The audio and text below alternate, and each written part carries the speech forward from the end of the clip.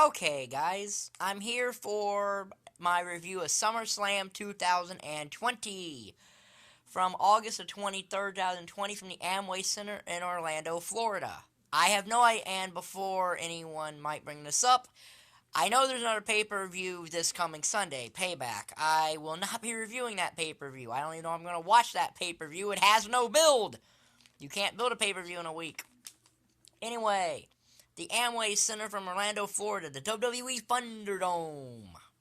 This actually does make these shows easier to watch, I'll say that much. Show opens.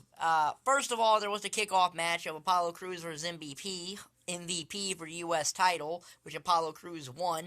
Not going to be counted in the review, as it was on the main show.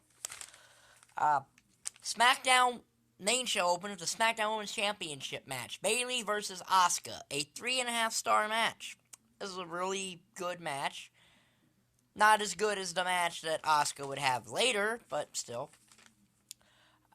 Finish comes in this match where Asuka goes for a hip attack. Sasha takes the wolf for Bayley, and Bayley hits a small package and gets the win.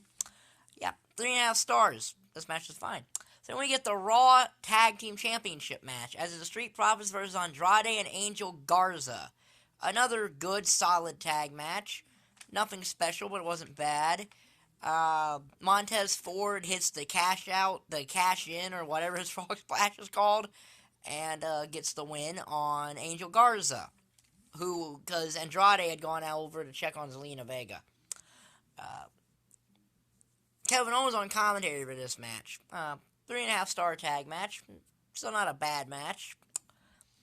So then we get a no disqualification loser leaves WWE match. This was originally supposed to be a hair versus hair match. I guess they changed this entire situation due to the situation that Sonya DeVille had happened to her about a week ago. But Mandy Rose versus Sonya DeVille, a okay match for one of the better built feuds in WWE all year was this. They didn't really use an ODQ stipulation that much, but Mandy hit some, there was some table spots here and there and all that stuff. Mandy hit, Sonya tried to do Mandy's finisher, the Bit of Roses, but didn't work, and then Mandy hit several knees and then hit her finisher, the Bit of Roses, on Sonya to win the match. And then Otis came out, celebrated with Mandy. Mandy tried a caterpillar and all that. It was a fun little match, 2.5 stars. So then we get the street fight. Dominik Mysterio versus Seth Rollins. And Dominik Mysterio's in-ring debut 15 years after he debuted at the WWE as a prize in a ladder match. But yeah, this was actually a really good match. Dominik looked really good. And they use the street fight stipulation a lot here. There were kendo stick shots. There was a really good spot where Dominik hit a Russian leg sweep from a kendo stick off the second rope through a table. That was a cool spot. Dominik hit one frog splash, went for another one. Seth got the knees up. Eventually they handcuffed Ray to the top turnbuckle, and then Seth hit the stomp and pinned Dominik and won. Yeah, very good match though. Dominik looked really good in his debut match here. Yeah, 4 stars. So then we get what is probably the best match of this show, as it's the Raw Women's Championship match. Sasha Banks versus Asuka. Solid, really good match here. We had a similar finish to what went on before, where Asuka's her hip tap, but Bayley moves out of the way. But Asuka puts Sasha in the Asuka lock, and Bayley doesn't help Sasha, and Sasha taps out. And Asuka becomes I believe, a 2-time Raw Women's Champion. So she went 1 for 1 on this night. I think it's very clear that Sasha's probably going to take the women's title off of Bayley over on SmackDown, but if they haven't done that yet, they probably need to start that, because I don't trust the WWE to do very long-term booking out of anything. So, yeah. Then we get the 4 stars, by the way, that match with 4.5 stars of Sasha and Asuka. Really good match. So then we get the WWE Championship match. Drew McIntyre versus Randy Orton. Solid match here.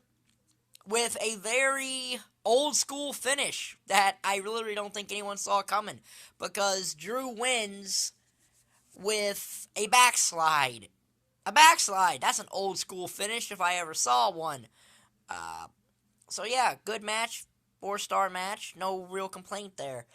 So then we get the WWE Universal Championship match. It's Braun Strowman versus The Fiend Bray Wyatt in a 3.5-star Falls Count Anywhere match. Falls Count Anywhere match.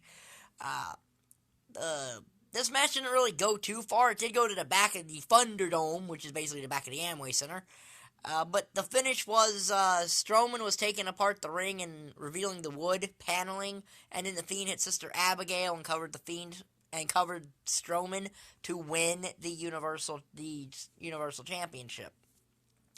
After the match, Roman Reigns shows up and attacks both the Fiend and Braun Strowman, which is leading to a triple threat match next week at Payback for the Universal title, which I imagine Roman Reigns will win, because of course he will. 3.5 stars was this match. It wasn't a horrible match.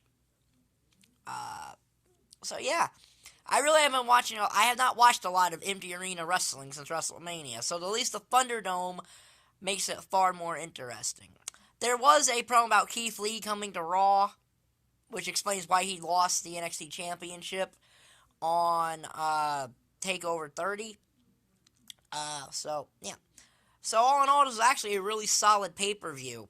Not as good as WrestleMania, as good as WrestleMania with no fans can be. So yeah, that's my review of SummerSlam 2020. Probably the best show that they've put on right now in the empty arena era, if you want to call it that.